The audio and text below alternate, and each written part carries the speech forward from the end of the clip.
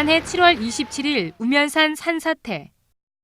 그로부터 10개월 후 수마가 핥히고 간 참사의 현장엔 산기슭을 따라 돌수로가 만들어지고 곳곳에 사방댐도 들어섰습니다. 이곳에 지난 1일 박원순 서울시장이 방문했습니다.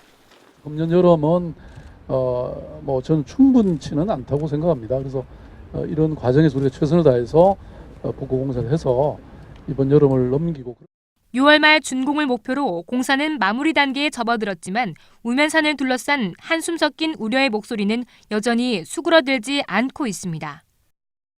산사태 발생 후 서울시는 한국지반공학회에 원인규명 용역을 의뢰했습니다. 그리고 넉 달 후인 지난해 11월 지반공학회의 보고서에 따라 산사태의 원인을 천재로 규명했습니다. 하지만 우면산 인근 주민들은 산사태의 주 원인 중 하나로 서초터널 발파 공사를 지목하며 인재라고 주장합니다.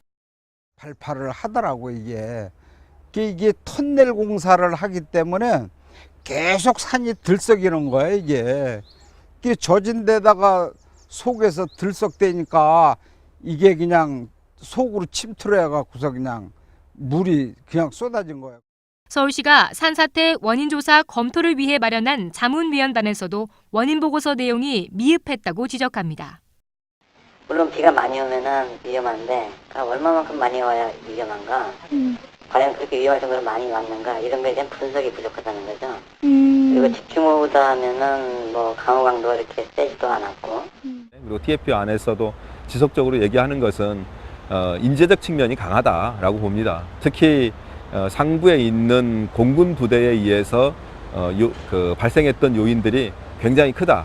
당시 진상조사단이 그런 부분들을 외면했던 것은 상당히 의혹으로 남는 부분입니다. 또한 우면산 일대 공군부대 측은 지난해 12월 보고서를 통해 산사태의 주요 원인이 공군부대의 배수로 미비로 발생했음을 시인한 바 있습니다. 산사태의 단초가 된 레미안 아파트 방면 비탈면 상부 배면 도로에 측구, 즉 배수로가 없다고 정확히 명시했습니다.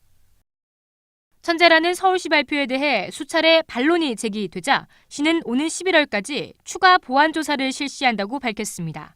당초 산사태가 12군데에서 발생이 됐는데 4군데만 조사를 했거든요. 그래서 나머지 8군데에 대한 추가 조사하고 기존의 4군데에 대한 보완 조사를 할 계획으로 있고 이 공군부대, 그다음에 터널 공사 영향, 그다음에 과도한 어떤 산 개발했다는 이런 지적, 이런 데 대한 영향도 조사를 할 계획으로 있습니다. 즉 지난 7월 산사태 발생 후 서울시는 얼마 지나지 않아 복구 공사를 시작, 정작 원인 발표는 한참 후인 11월에 이루어졌습니다. 그리고 한 달 후 조사 보고서를 검토한 자문위원단은 천재로 규정한 근거가 부실하다는 의견서를 제출했고 같은 달 공군 부대에서도 배수로 미비를 명시한 보고서를 내놨습니다. 결국 지난 1월 서울시는 정확한 원인 규명을 위한 TF팀을 꾸렸지만 여기서도 잡음이 끊이지 않았고 지난 4월 추가 보완 조사를 실시한다고 밝힌 것입니다. 사고 당시 가족과 재산을 잃은 피해 유가족들은 산사태의 원인이 천재로 규정된 까닭에 현재까지 아무런 보상을 받지 못한 채 서울시와 지루한 싸움을 이어오고 있습니다.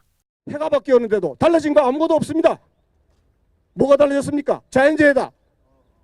그 엉터리 보고서를 그대로 확신하고 지금도 그 보고서에 의존해서 공무원들은 전부 면죄부를 받았고 우리 유가족들은 한 푼의 보상도 없고. 지난 10개월간 우면산 사태의 단초가 된 한국지반공학회의 보고서. 보고서의 내용이 천재로 규정된 까닭은 답습된 관행 때문이라고 전문가는 말합니다.